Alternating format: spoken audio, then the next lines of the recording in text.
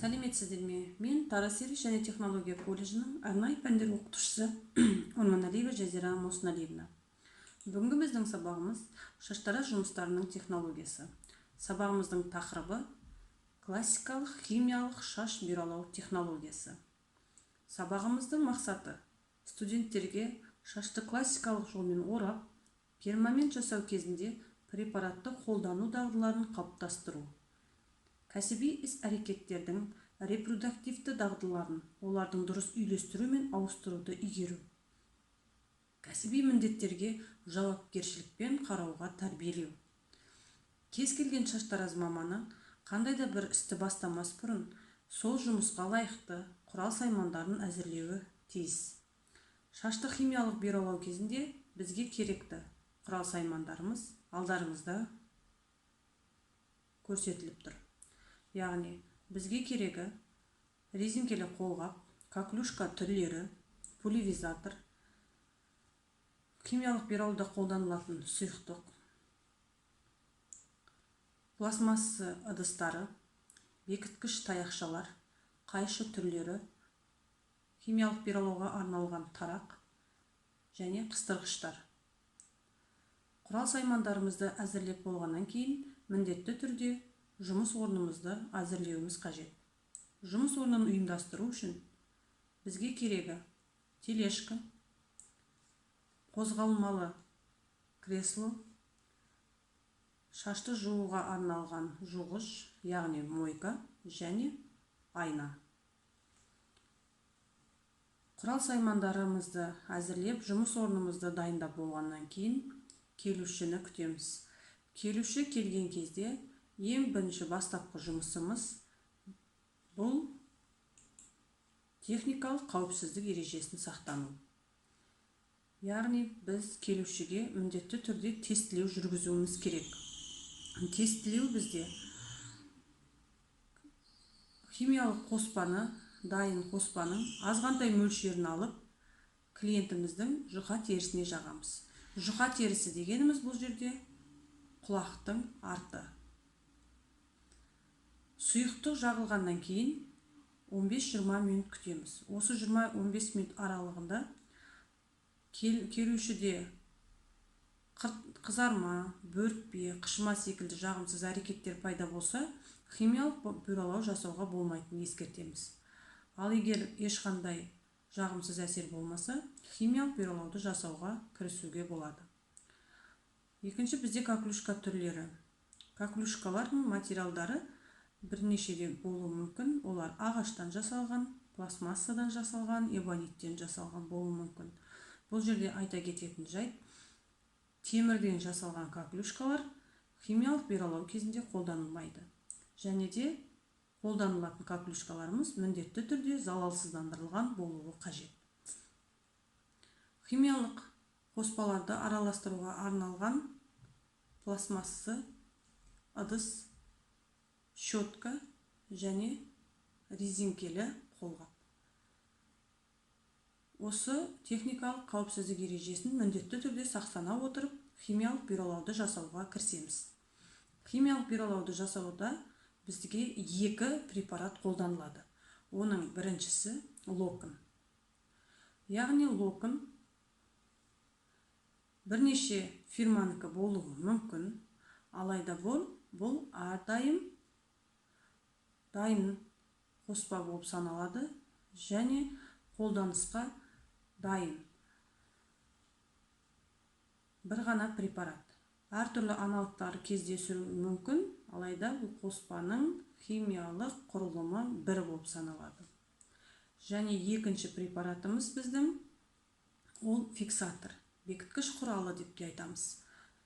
Бұл фиксатор бізде бірнеше түрі болады. Концентрацияланған, яғни бұл қоспаның көріп отқандарыңыздай сыртында бірде-бір деген жазуы бар.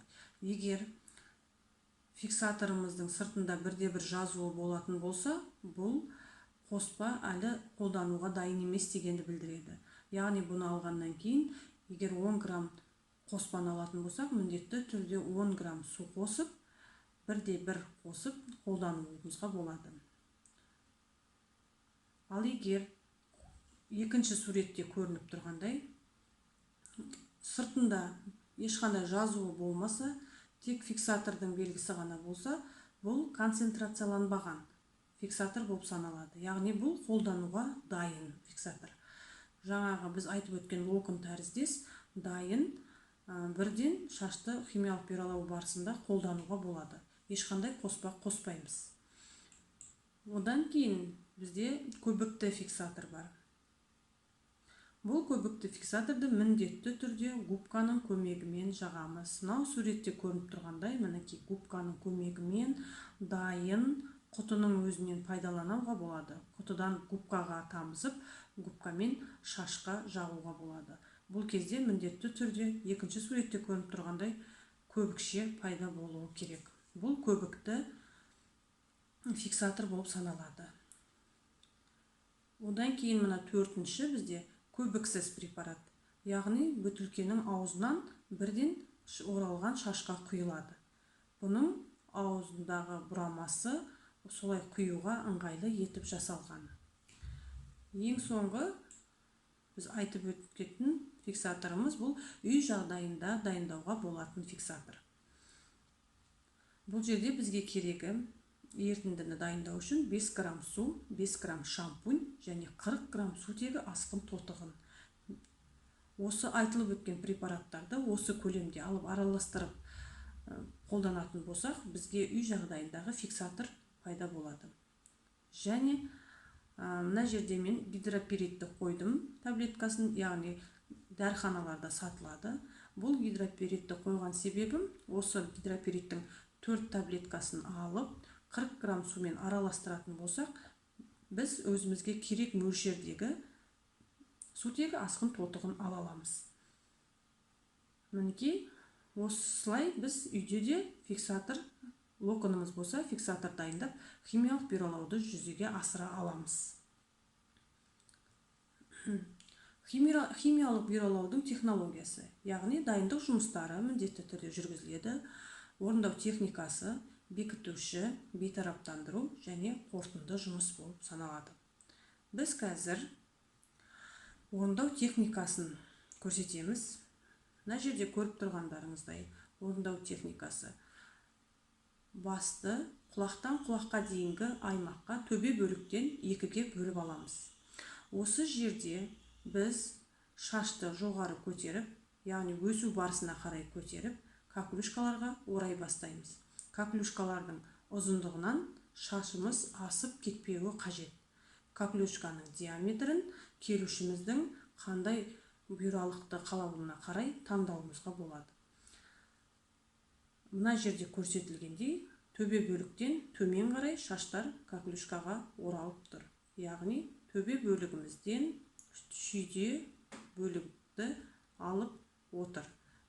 Төртінші суретке қарайтын болсақ, оң жақ және сол жақ самайдың бұйралықтары төбеден төмен қарай бұйралық салынған. Келесі суретте мінекей көріп отырғанымыздай сол жақ самайымыз толығымен коклюшкаға оралған және желке бөлігінен төбе бөлігіне дейін, төбе бөлігінен маңдай бөлігіне дейінгі шаштар бұйралық жасалып тұр. Келесі суретте толық дайын коклюшкаға оралған шашты көріп тұрмыз. Дайын күйінде біздің шашымыз.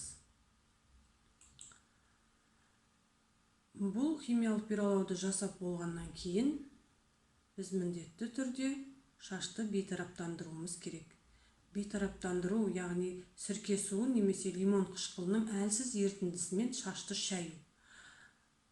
Шашты коклюшкадан арылтып алғаннан кейін міндетті түрде шашымызды осы ерітіндімен шаюымыз қажет. Шампуньмен жууды аса қажет етпейді. Және кептіру барысында тарақты қолдануда қажет етпейміз. Мына жерде көріп тұрғандарыңызда химиялық бұйралаудың нәтижесі. Бұйралағанға дейін және бұйралағаннан кейін. Мінекей химиялық бұйралау бізде осылай жүзеге асады. Келесі видеороликте қыздар мен сендерге қазір қалай іс жүзінде жұмыс жасауға болатынын көрсетемін. Сол видеороликті көру арқылы біз көптеген сұрақтарға жауап аламыз және өте түсінікті болады деген сенімдемін. Қазір қарап өтейік. Тұрған видеоларымыздағыдай шашты каплюшкаға орау барысы жанында схемасын көрсетіп қойғанбыз. Шаштың ұшына химиялық биралауға арналған қағазды міндетті түрде ораймыз. Ораған шашымыз каплюшканың диаметрінен шығып кетпеуі керек. Шашты орап болғаннан кейін оны міндетті түрде каплюшканың арнаулы резинкесімен қыстырып қоямыз. Шаштың барлық аймағы біркелкі каплюшкаға оралып бітуі керек. Артқы аймақтарды каплюшкаға орап болғаннан кейін міндетті түрде шашымызды алдыңғы аймағын, яғни төбе бөлігін каплюшка орауды бастаймыз. Шашты каплюшкаға ораған кезде міндетті түрде біз шаштың өсу барысымен ораймыз.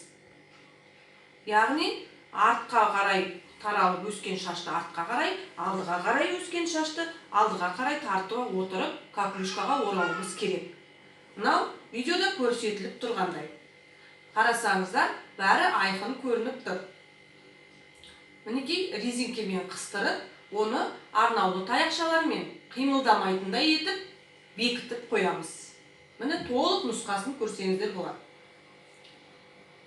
Шашты барлық аймағы оралып болғаннан кейін, оған біз айтып өткен локонды жағамыз. Локонды жақ болғаннан кейін 15 минуттан кейін жағылған локонды жылы сумен шайып тастаймыз. Сіздерге көрініп тұрғандай. Барлық шаштың аймағы шайылып болғаннан кейін біз бұған екінші бекіткіш құрал, яғни фиксажды жағып шығамыз. Бұл жерде арнаулы біз айтып өткен үшінші фиксаж қолданылып тұр. Яғни шаштың түбіне аузынан құйылып тұратын фиксаж түрі. Мінекей шашымызды ашып жатырмыз. Фиксаждың уақытысы 5 минут. Қолымызға арнаулы қолғапты киіп, шашты толық шешіп, тазалап жуамыз. Бірінші жуғанда шампунь қолданбаймыз. Жай ғана химиялық қоспаларды тазалап жуып алып тастаймыз.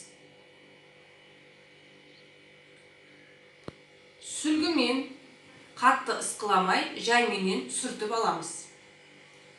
Енді кептірген кезде, яғни фенмен шашты кептіру барысында тарақты қолданудың көбіне қажеті жоқ. Қолмен жасаған ыңғайлы және шашқа зияны жоқ. Ал құрметті студенттер, химиялық биралаудың іс жүзінде жасалу жолдарын қарап өттік. Түсінікті болды деген сенімдемін. Келесі біз үй тапсырмасын жазып алайық. Химиялық биралау технологиясын сызба сызу. Екінші бізде сұрақтарға жауап береміз. Яғни бірінші сұрағымыз химиялық биралауға керекті құрал жабдықтар. Екінші техникалық қауіпсіздік ережесі. Үшінші химиялық биралауда қолданылатын препараттарды атаймыз. Төртінші препараттарда қанша уақытта жуу керек. Бесінші үй жағдайында фиксатор дайындау. Мінекей осы сұрақтарға жауап беріп, кері байланысқа шығамыз. Бүгінге біздің сабағымыз аяқталды. Назарларыңызға рахмет. Сау болыңыздар.